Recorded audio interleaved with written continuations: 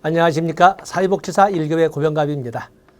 이번 시간에 진행할 내용은 2020년도에 시행된 제18회 사회복지사 1급 국가자격시험의 기출문제 해설입니다.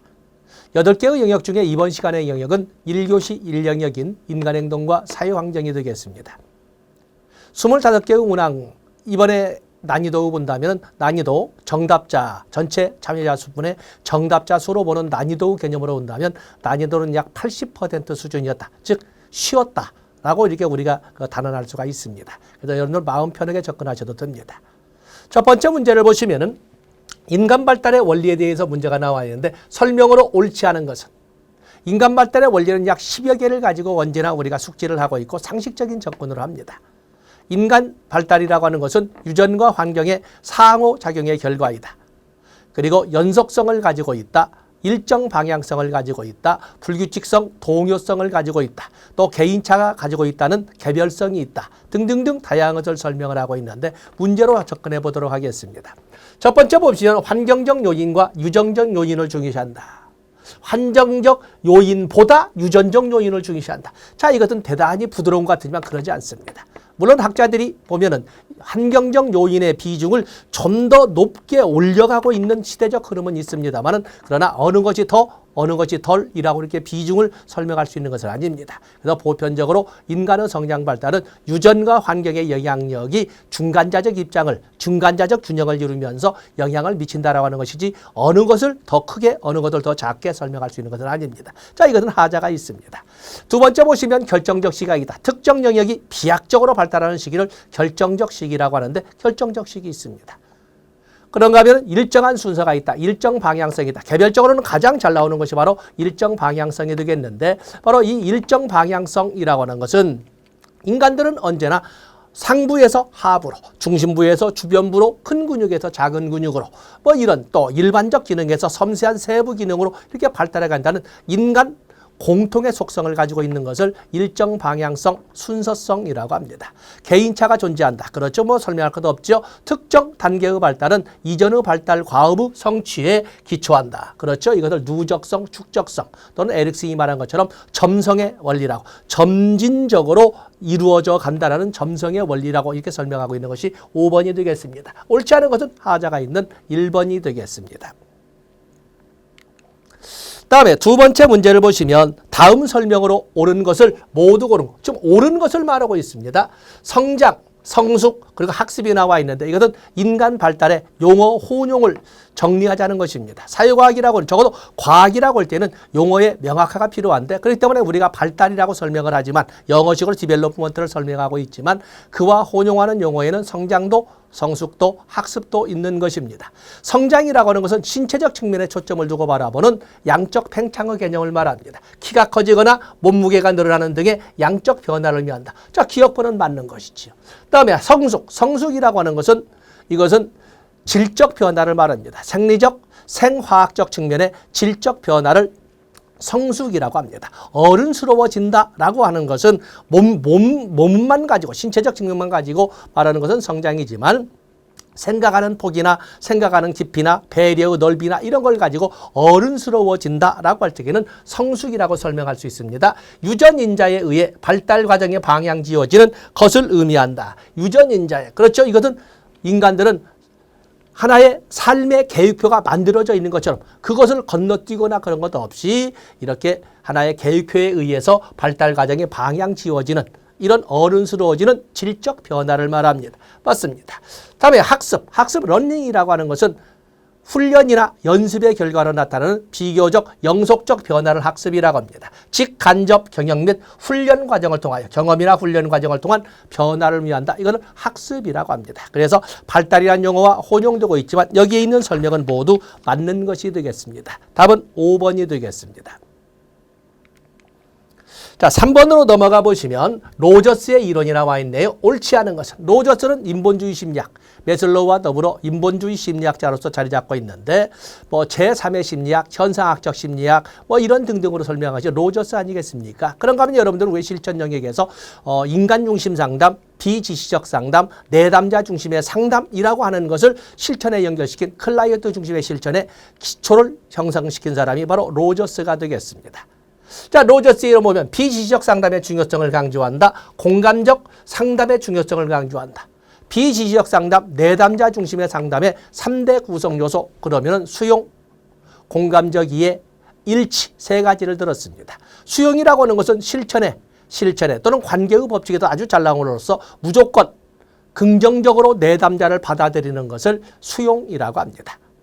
그에 비해서 공감 또는 감정이입적 이해라고 하는 것은 상대방의 입장에 서서 내담자의 입장에 서서 이해하려고 노력하는 것을 공감 또는 감정이입적 이해라고 합니다. 그에 비해서 일치는 보통 진실성이라고 하는데 상담의 또는 실천의 진실이라고 하는 것은 경험과 인식의 내적 합의를 이룬 상황에서 이끌어지는 것을 바로 상담이나 또는 실천의 진실한 모습이라고 봅니다. 그래서 일치 또는 진실성이라고 하는 건 3대 구성요소를 얻습니다. 그래서 공감적 상담, 공감이라는 단어를 강조한다. 비심판적 태도는 원조 관계에 유용하다. 로저스는 상담자 중심, 전문가 중심, 사회복지사 중심의 실천이 아니라 내담자 중심, 소위 클라이언트 중심으로 진행하자는데 초점을 두기 때문에 비지시적이란 말을 쓰고 클라이언트 중심이란 말을 쓰고 있는 것입니다.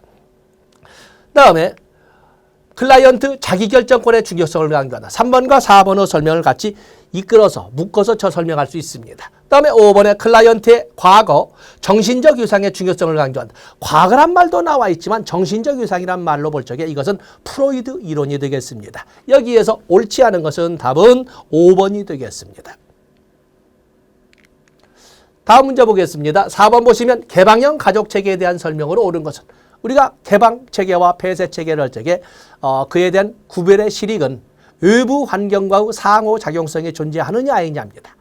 가족에서도 역시 폐쇄적 가족이 있고 개방형 가족이 있을 때 가족이라고 하는 것은 실질적으로 출발은 개방체계로 시작을 합니다. 어느 한 사람을 중심으로 외부 체계, 외부 환경에서 배우자가 들어오면서 부부가족이 되고 하면서 이렇게 개방체계로 시작되는데 그런 과정이 한동에는 폐쇄체계로 이루어질 겁니다. 그래서 함부로 우리가 개방과 폐쇄는 외부 환경으로부터의 진입 또는 외부 환경으로의 탈퇴나 축출 이런 것이 있어야 되는데 가족이라고 하는 것은 이혼이나 별거나 해체란 말이 나오기 전에는 보통 이런 축출이나 이런 말을 쓰지 않기 때문에 한동안에는 어린 시절 자녀들이 어린 시절에는 폐쇄 체계로 운영할 겁니다. 자, 어쨌든 우리가 개방형 그러면은 소위 외부 환경과의 상호작용성이나 진퇴가 자유로운 이런 그 형태를 개방형이라고 하는데 외부 체계와의 상호작용 하지 않는다? 아니죠. 상호작용이 있어야 개방이라고 하고 있는 것입니다. 체계 내의 가족 기능을 쇠퇴한다? 아니죠. 폐쇄 체계와 한다. 폐쇄 체계는 내부에 가지고 있는 자원만을 평생 돌려가면서 쓰기 때문에 숙명적으로 언젠가는 소멸되고 사라지게 될 겁니다. 보통 우리는 그걸 엔트로피라고 합니다. 그러나 개방형이라고 하는 것은 외부 체계로부터 체계의 또는 가족의 유지 운영에 필요한 자원이나 에너지를 끊임없이 받아들이고 장애물 같은 걸 끊임없이 축출하기 때문에 또는 배제, 제거하기 때문에 네겐트로피가 형성이 되는 겁니다. 그렇기 때문에 쇠퇴하게 된다가 아니라 오히려 꾸준히 최소한 발전적 방향으로 나아가게 된다 이렇게 설명이 돼야 됩니다. 에너지, 정보, 자원을 다른 체계와 교환 바로 이게 바로 개방체계를 말하고 있는 것입니다. 주변 환경으로도 고립되어 있다. 교류하지 않는 건 말이 안 되는 거죠. 답은 3번이 되겠습니다. 서비스 문제였다고 볼 수가 있겠습니다. 5번을 보겠습니다. 다음 학자의 주요 이론과 기법의 연결이 옳은 것은 학자들과 이 기법의 연결이 옳은 것을 물어봤습니다. 자, 스키너 행동주의 심리학자죠. 행동주의 이론 강하게 좋습니다. 그렇죠? 강하게. 그다음에 프로이드 정신분석, 정신역동 이론인데 정신분석 이론 좋습니다. 그런데 타임아웃 기법이라고 하는 것은 이것은 행동 수정 기법으로 행동주의 이론에서 사용하는 것입니다. 틀린 거죠. 그다음에 피아제는 인지 이론의 태두라고 불리는 사람입니다. 그런데 분석심리는 융이죠. 이면 볼 것도 없고 틀린 거지요. 더욱이나 합리정서 이론. RT라고 하는 합리정서 이론이라고 하는 앨리스가 주장한 것이 되겠습니다. 자, 틀린 거고 메슬로우 인본주의 심리학자 좋습니다. 그런데 자유현상이라고 하는 것은 이것은 프로이드 중심의 분석심리에서 분석심리 아니라 정신분석 이론에서 사용하는 것이 되겠습니다. 융, 개인심리는 아들러의 이론이지요. 융은 분석심리가 되겠고 행동조성은 행동주의에서 사용하는 이론입니다. 옳은 것은 당연히 1번이 되겠습니다. 자, 6번으로 넘어가 보겠습니다. 또 로저스 문제가 나왔네요. 로저스의 이론에 관한 설명으로 옳은 것을 모두 고른 것은 인간은 한 목적적이며 건설적인 존재이다. 인간은 한 목적적이며 모든 인간에게는 객관적 현실만 존재한다. 자, 여기가 틀렸군요. 이 인본주의 심리학에서는 인본주의학자들은 인간의 주관적 경험을 강조합니다. 그렇기 때문에 그 어떤 사물이나 현상을 바라보고 그를 이해하는 것은 그를 바라보고 그를 이해하고자 하는 각각의 당사자마다의 주관적 경험에 인식하고 주관적 경험에 의해서 파악을 하게 되는 것이고 주관적 인식에 따라 행동하게 된다고 하는 것입니다. 그렇기 때문에 여기는 이건 주관적, 객관적이야. 니은번이랑은 다 틀린 거지요. 다 니은이기 때문에 답은 4번이겠군요. 그때 계속 보겠습니다. 완전히 기능하는 사람은 자신의 경험에 대해 개방적이다. 자, 여기도 독립적으로 출제되는 문제가 되겠습니다. 로저스가 생각하는 바람직한 인간상을 완전 기능이 더 풀리 펑셔널 맨이라고 하는데 거기에 5대 특성을 가지고 출제를 합니다. 경험에 대한 개방성, 실존적인 삶, 자기 자신에 대한 신뢰, 자유, 창조성 이렇게 5가지로 설명되는 완전 기능인, 완전히 기능하는 사람의 특성은 독립적으로 출제되는 영역이 되겠습니다. 무조건적인 긍정적 관심, 무조건적인 긍정적 관심이라고 하는 것을 우리가 수용이라고 합니다. 무조건 긍정적으로 받아들이고 영어로 설정하는 포지티브 리가드, 긍정적으로 존중하는 것이라고 하는데 이렇게 해석을 했습니다. 건강한 성격 발달을 위한 중요한 요소이다. 그죠? 로저스, 수용, 공감적 이해, 또 일치 이렇게 설명하지 않습니까? 여기에서 옳은 것은 다 맞는데 객관적 현실이란 말이 틀려 있습니다. 주관적 경험을 강조하고 있는 것입니다. 답은 여기에서 옳은 것을 모두 고르면 기억, 디귿, 리을. 답은 4번이 되겠습니다. 7번으로 넘어가 보시면 다시 인본주의 심리학자인 메슬로우의 이론이 나와 있습니다. 자, 여기 메슬로우 이론을 보시면은 메슬로우는 특히 여러분들 기본 상식 아시는 것처럼 욕구 5단계를 강조하고 있지 않습니까? 개인의 창조성, 옳지 않은 것입니다. 개인의 창조성은 잠재적 본성이다. 각 개인은 통합된 전체로 간주된다. 우리가 인간을 이해할 때 부분적으로 접근하는 것은 본능적 측면, 정신적 측면, 성격적 측면으로 보는 프로이드인 것이고 대부분의 학자들은 인간을 전체적 또는 총체적 입장에서 이해를 하려고 합니다. 개인은 통합된 전체로 간주된다. 안전의 욕구는 소속과 사랑의 욕구보다 상위 단계의 욕구이다.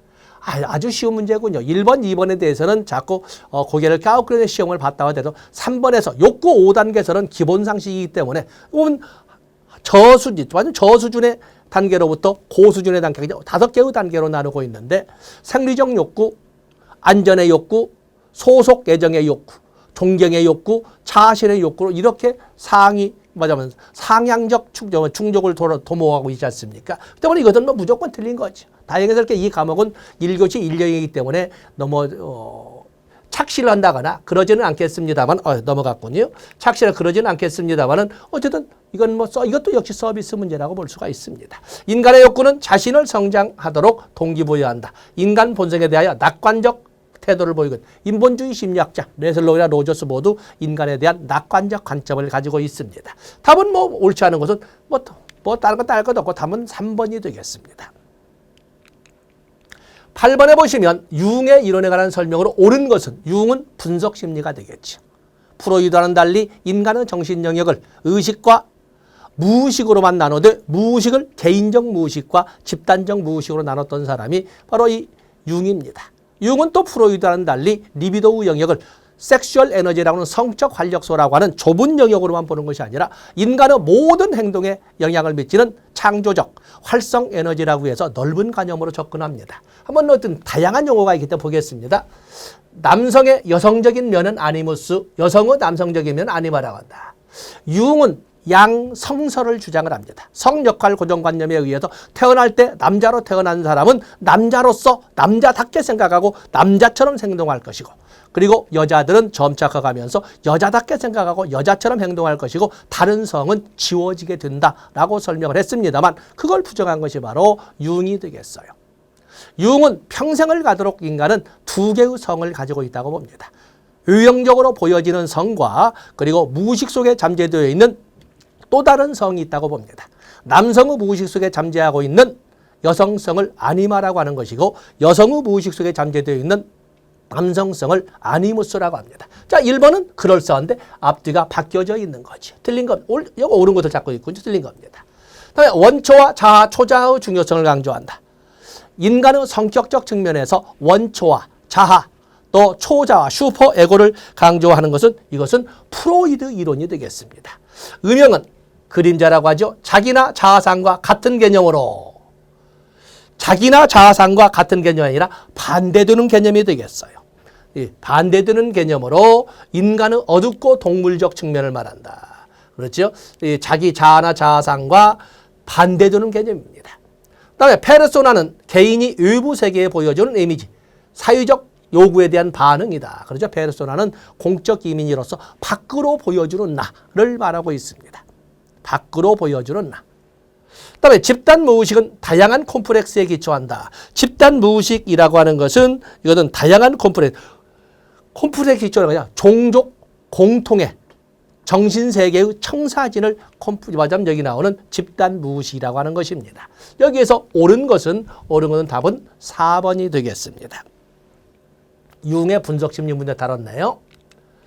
다음에 9번에 보시면 에릭슨의 문제가 나와 있네요. 에릭슨의 자아이론 또는 에릭슨의 심리사회이론이라고 설명을 하는데, 자, 에릭슨의 문제를 보시면 사유적 관심, 여기서 옳지 않은 것을 찾고 있습니다. 사유적 관심, 창조적 자아, 가족 형상을 강조한다. 사유적 관심이나 창조적 자아나 또는 자족 형상 등을 강조하는 것은 개인 심리를 주장한 아들러가 되겠어요. 옳지 않은 건 다 뭐 1번이겠군요.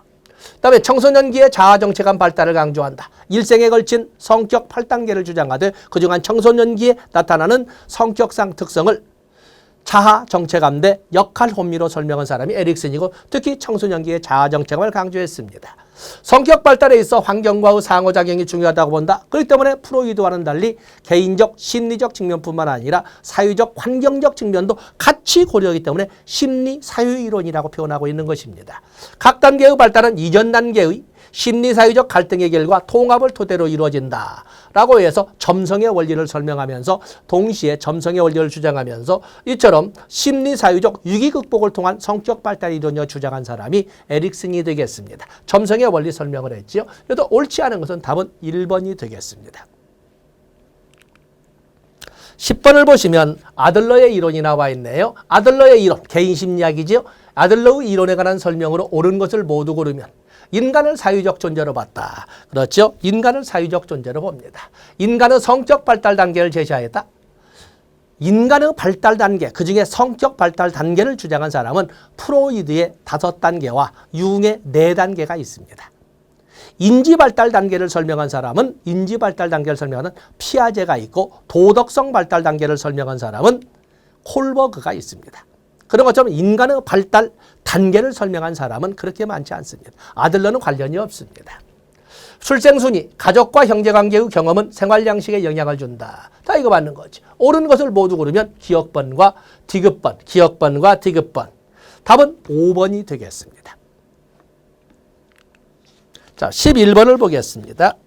피아제의 이론이 나와 있네요. 피아제의 인지 이론에 관한 설명으로 옳은 것은 피아제. 피아제는 인지라고 하는 것은 환경에 적응하려는 기본적 경향성을 인지, 그러는 능력을 인지 능력이라고 해서 그걸 보통 우리가 지능이라고 하고, 그렇게 해서 만들어진 매 순간순간마다의 어떤 구축된 이런 틀을 바로 인지 구조라고 설명하고 있는 것입니다. 피아제는 인지 발달 단계를 4단계로 설명을 하고 있는데, 거기에 인지 발달 단계 내 감각 동작기, 전 조작기, 구체적 조작기, 그리고 형식적 조작기. 소위 감각 동작기라고 하는 것은 아직은 언어가 발생하기 이전에 영유아기를 말하는 것이고, 뭐 영아기에 가까운 시기 한 24개월 정도를 말하는 것이고, 전 조작기는 어린이집 유치원 단계라고 하는 것처럼 24개월 이후부터 약 7살 정도까지. 그렇기 때문에 뭐 유아기 정도 설명해도 되겠습니다. 다음에 구체적 조작기는 초등학교 단계라고 할 수 있는 아동기, 그리고 형식적 조작기는 청소년기 수준의 인지를 그렇게 설명을 했습니다. 구체적 조작기에는 초등학교 단계니까 아동기지요. 추상적으로 사고하고 추론을 통해 더 이상 볼 것 없지. 추상적으로 사고하고 추론을 이용하는 단계는 청소년기인 형식적 조작기가 되겠습니다. 옳은 것을 찾고 있습니다. 인지능력의 발달은 아동과 환경 간의 상호작용에 의해 단계적으로 성취되며 그렇죠? 환경과의 상호작용의 발달 단계의 순서는 변하지 않는다. 인간은 어느 인간이나 간에 일정한 그 4개의 발달 단계를 다 짚어가면서 발달해 가고 각각의 단계마다 다 똑같은 특성을 보여주면서 발달해 간다라고 설명을 합니다. 변하지 않는다. 아마 많은 분들이 여기였는데 저기서 결정론적 입장이라고. 인간의 무의식에 초점을 두는 것은 프로이드가 되는 것이고 도덕 발달 단계를 6단계로 설명한 것은 콜버그가 되는 것이고 보존의 개념, 보존은 불변성의 개념을 터득하는 것은 이것은 구체적 조작기의 대표적인 특성이 되겠습니다. 여기에서 옳은 것은 답은 2번이 되겠습니다. 자, 12번을 보겠습니다. 받아들일 수 없는 자신의 욕망이나 충동을 타인에게 돌리는 방어기제. 표현을 살짝 완곡했는데 남 탓으로 돌리기. 남 탓. 다른 사람의 책임으로 전가시키기를 우리는 방어기제에서 그것을 투사라고 합니다. 자, 이것은 투사에 대한 표현. 굳이 설명하지 않겠습니다. 투사에 대한 설명을 했습니다. 그래서 많은 약 수백 개가 되는 방어기제가 존재를 하겠습니다만 그래서 주로 출제가 되는 투사가 나왔다면 이제는 우리가 보상이 한 번쯤 나와야 되는 것이고 그 외에도 합리화라든지 또는 반동 형성이라든지 승화라든지 또는 주지화라든지 이런 것 등이 우리가 기본 상식으로 보통 우리가 주변에서 흔히 보여 찾아볼 수 있는 이런 방어 기제거든요. 그런 것이 바로 출제 범위 내에 지금 2021년도 출제 범위 내에 들어와 있다. 이렇게 보시면 됩니다. 투사가 내년에 나오지는 않을 거거든요. 그래서 여기는 투사로 보고 넘어갑니다. 13번에 보시면 반두라의 사유학습 이론이 나와 있는데 옳지 않은 것입니다. 반두라라고 하는 것은 행동주의 심리학자인데 행동주의처럼 환경 자극의 영향으로 반응이라고 하는 이 개인의 행동이 나타난다. 이런 환경 결정론의 입장을 인정하지만 그와는 다르게 그 과정에 저마다 인지적 영역에 창조적 개입의 영향을 받아서 반응으로 나타난다. 그래서 인지 영역의 개입을 인정했다는 점에서 인지적 행동주의라고 하는 것입니다. 그러면서 이 반두라는 강화가 없어도 물론 오늘날 심리학자 중에 강화의 영향을 부정하는 사람은 아무도 없겠습니다만은 꼭 강화가 있어야만 학습이 이루어지는 건 아니다. 강화가 없어도 학습은 가능하다. 왜? 단순한 관찰이나 모방만으로도 학습은 가능하다라고 해서 소위 사유학습 또는 관찰학습이라고 설명을 합니다. 그런가 하면은 이거는 그 관찰학습의 4단계를 출제 범위로 이렇게 강조하고 있는데 일부 환경에 대한 자극이 있으면 그에 대해 첫 번째 단계 주의 집중, 두 번째 단계 파지, 기억이나 보존이라고 합니다. 세 번째 단계 다시 한번 떠올리는 단계. 어떨 때는 몇 초, 어떤 때는 몇 년 후에 떠올리는 단계. 그래서 재생. 그리고 나서 나도 한번 그렇게 해볼까? 라고 하는 어떤 내적 충동의 발로 동기화. 이렇게 4단계 주의 집중, 파지, 재생, 동기화라는 4단계를 거쳐서 일부 반응으로 나타나게 된다. 그래서 관찰학습 4단계를 출제 범위로 만들어 놓고 있습니다.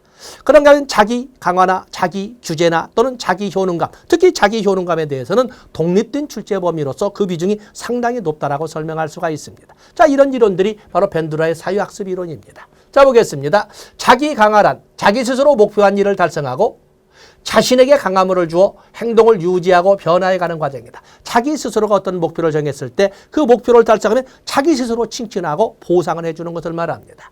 자기 효능감, 자신의 능력에 대한 자기 확신을 말하는데 자신이 바라는 목적을 이루기 위해 특정 행동을 성공적으로 수행할 수 있다는 신념이다. 자기 자신의 능력에 대한 자기 확신이나 자기 신념을 자기 효능감, 자기 효율성이라고 하는 것입니다. 관찰학습은 단순한 환경적 자극에 대한 반응을 통하여 행동을 학습하는 것이 아니라 타인의 행동을 관찰함으로써 행동을 습득하는 것이다. 단순히 환경 자극에 대한 반응의 표출이 아니라 반응의 표출로 학습되는 것이 아니라 타인의 행동을 관찰함으로써 좋습니다.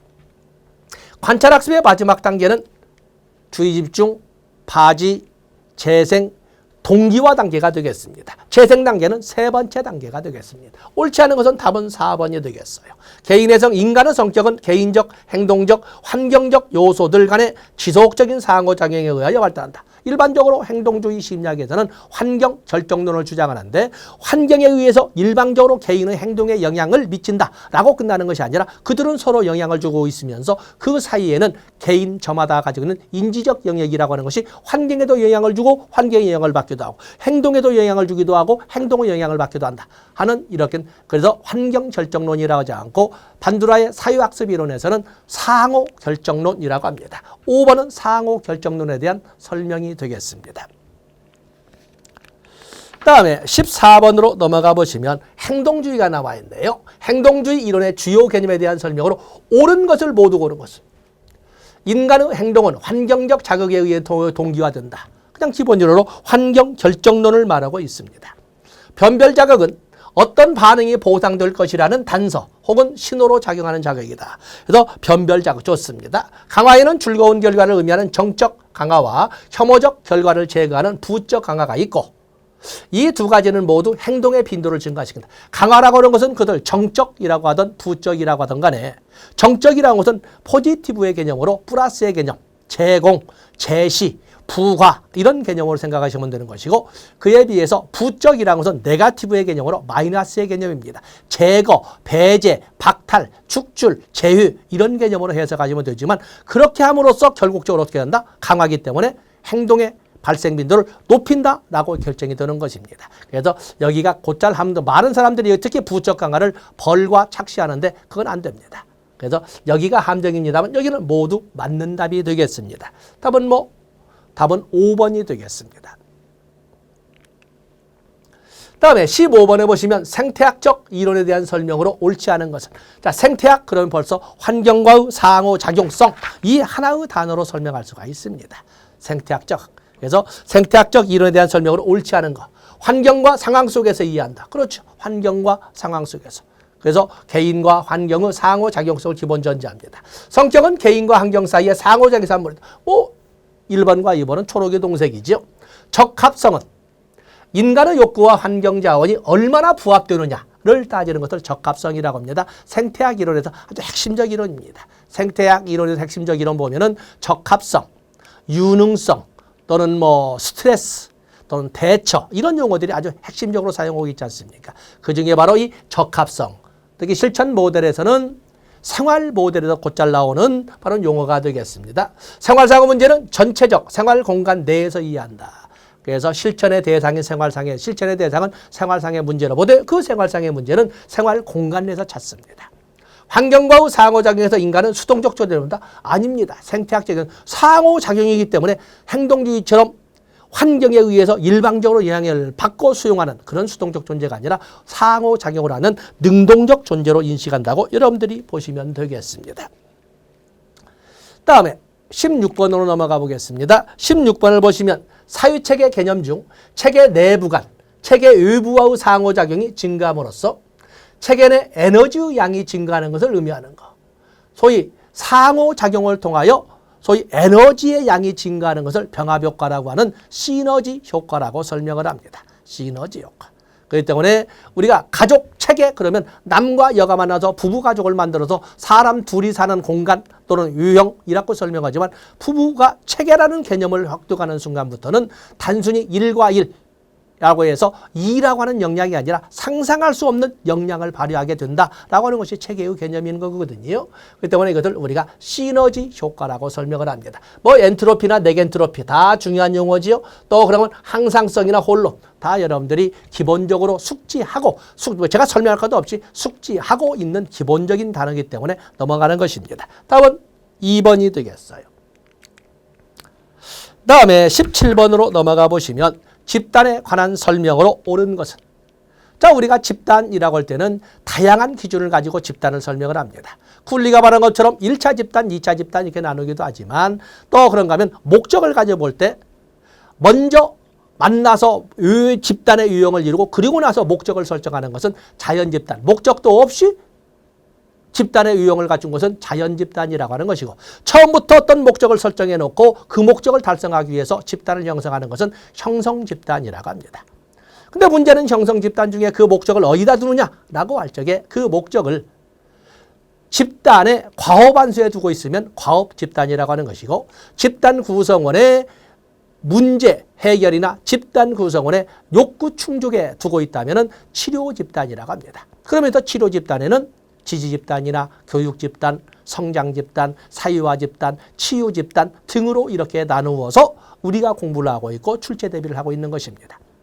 그중에 지지 집단과 유사한 것이 자조 집단이 있다는 것을 알고 있을 것입니다. 자, 보겠습니다.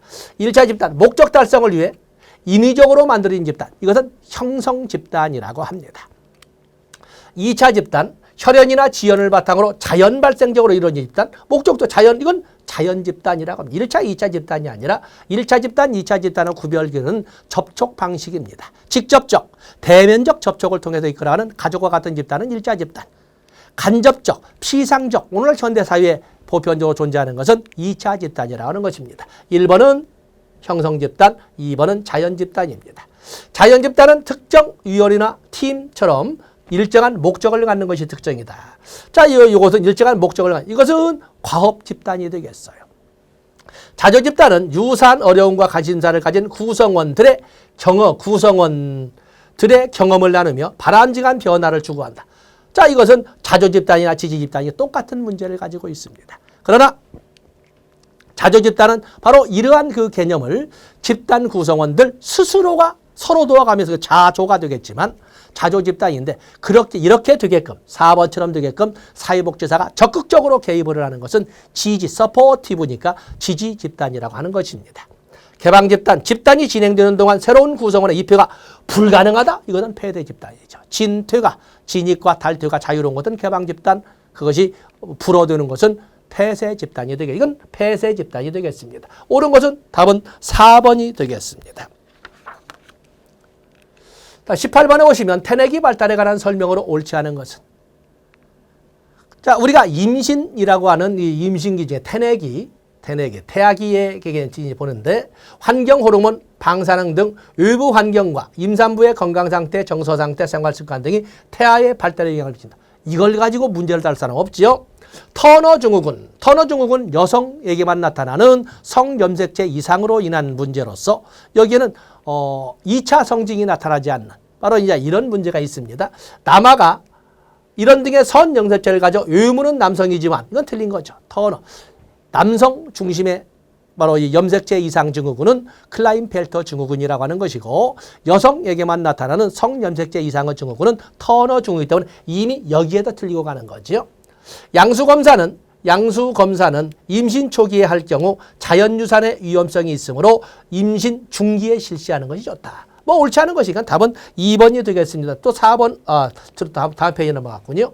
육모막 검사는 정확도가 양수 검사에 비해 떨어지고 유산의 위험성이나 사지 기형의 가능성이 있어 염색체 이상이나 노상의 경우 제한적으로 실시하는 것이 좋다. 다운 증후군은 21번 염색체가 하나 더 존재해서, 그렇죠? 3개가 존재해서 존재하는 이런 이상이라고 설명을 합니다. 그래서 21 삼체성이라고 하는 것이 다운 증후군입니다. 뭐 아까 본 것처럼 우리가 여기에서 옳지 않은 것은 터너 증후군, 여성에게만 나타나는 성자선 염색체 이상 증후군으로서 여기처럼 이 여성적인 2차 성징이 나타나지 않거나 어떤 소위 임신에 관한 불능을 이런 특징으로 하는 것이 터너 증후군이 되겠습니다.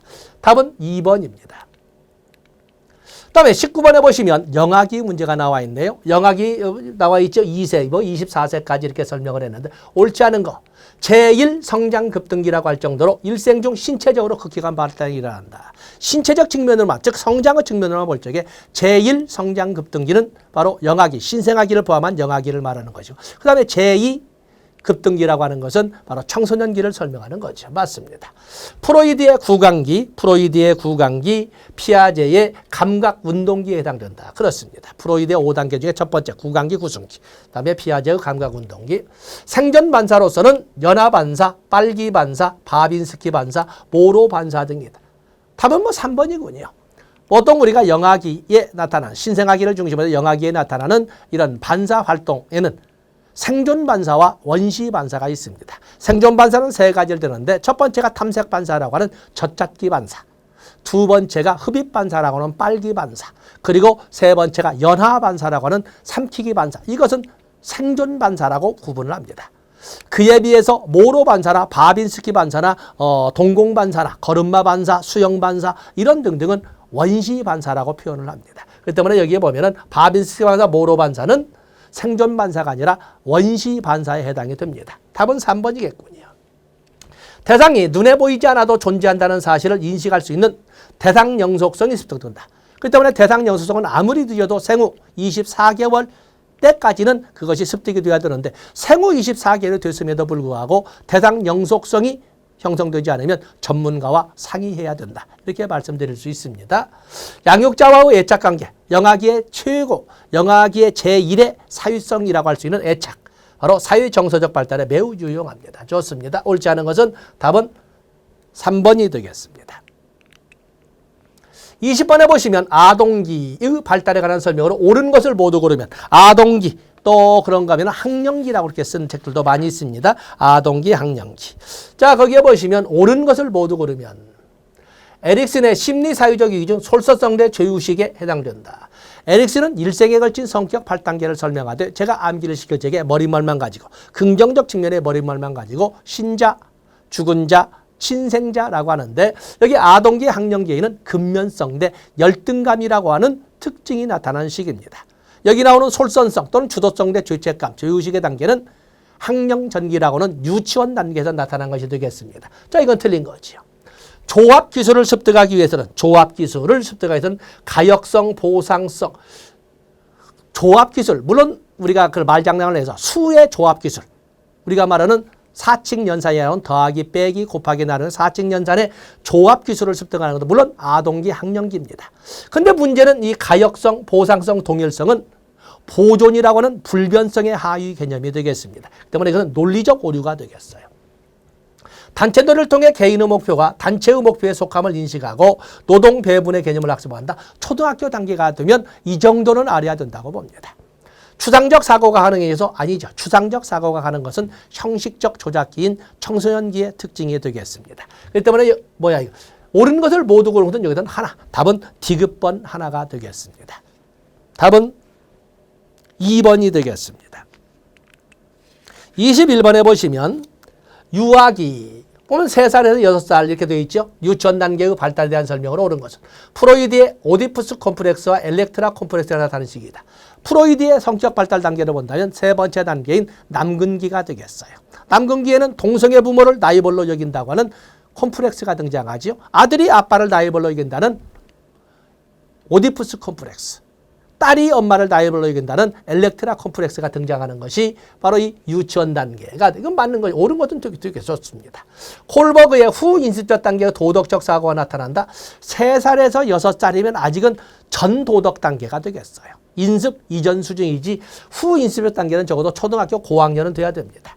피아제의 타율적 도덕, 사실은 세 단계 타율적 도덕도 아닌 어떤 타율적 도덕에 가까운 시기가 되겠어요. 심리사유적 유예, 이건 청소년기의 특징이 되겠습니다. 다음에 보존, 분류, 이것은 초등학교, 아동기의 단계가 되겠습니다. 그렇기 때문에 여기서 옳은 것은 21번은 1번이 답이 되겠습니다. 22번에 보시면 청소년기 문제가 나와 있습니다. 청소년기에 관한 설명으로 옳지 않은 것. 나이로 봐서는 중학교부터 고등학교까지 정도 이렇게 다뤄놨습니다. 신체적 성장이 급속히 이루어진다는 점에서 제2의 성장급등기라고 한다. 앞에 한번 다뤘네요. 어린이도 성인도 아니라는 점에서 주변인이라고 불린다. 상상의 청중, 개인적 우화 좋습니다. 청소년기에 타인을 배려하는 사고가 반영된 애다. 상상의 천중이나 개인적 우화라고 하는 청소년기의 대표적인 특성 중에 하나는 맞습니다만 그것은 청소년기에 나타나는 자아중심성의 표현인 것이지 타인을 배려하는 사유적 조망 능력을 보여주는 것이 아닙니다. 이것은 자아중심성의 표현이다. 여기 뒤에 논리적 오류로 틀린 것이 되겠네요. 피아제의 인지발달 과정 중 청소년기니까 형식적 조작에 해당된다. 정서적 변화가 급격히 일어난다는 점에서 질풍노도의 시기라고 한다. 여기에서는 3번을 아주 논리적으로 살짝 꼬아서 문제를 냈네요. 답은 여기서 옳지 않은 것은 3번이 되겠습니다. 다음에 23번에 보시면 노년기에 관한 설명으로 옳지 않은 것은 시각, 청각, 미각 등 감각 기능이 약화되고 생식 기능이 약화된다. 좋습니다. 키블러 로스는 인간이 죽음에 적응하는 5단계 중 마지막 단계를 타협. 옳지 않은 거 답은 뭐 2번이군요. 기벌러로서는 인간이 죽음을 수용하는 과정을 부정, 분노, 타협, 그리고 네 번째 단계 우울, 그리고 그 단계를 거쳐서 다섯 번째 단계에서 수용 단계, 마지막 단계로 이렇게 설명하기 때문에 답은 뭐 2번이 되겠네요. 그렇기 때문에 뭐 여기에는 4번 에릭슨은 자아 통합을 이루지 못하면, 에릭슨은 심리사회 이론에서 신자, 죽은 자, 신생자 해서 노년기에 자아 통합이 이루어지면 좋지만 그러지 않으면 자아 통합 때 절망감의 단계로 이루어진다라고 설명을 합니다. 답은 뭐 2번이 되겠고 이 정도 보시면 되겠네요.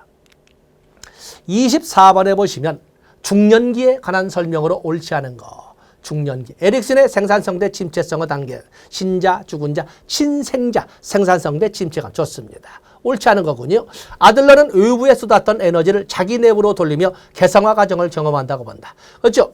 그동안 외부에 물질적 세계에 쏟던 모든 에너지를 자신의 내부로 그리고 정신적 심리적 세계로 이렇게 회수하는, 진정 자기 자신을 찾으려는 이런 노력을 하는 시기의 특징이 나타나는데 그것을 우리는 개성화 또는 개별화라고 합니다. 그런데 문제는 이 주장, 개성화 과정을 주장한 사람은 아들러가 아니라 융이라는 사실입니다. 그래서 이건 함정을 받군요. 결정적 기능, 환경 속에서 끊임없이 갈고 닦는 결정적 기능은 계속 증가하지만 부모의 영향을 받는 유동적 기능은 감소한다고 본다. 감소한다. 그 비중이 줄어든다고 본다.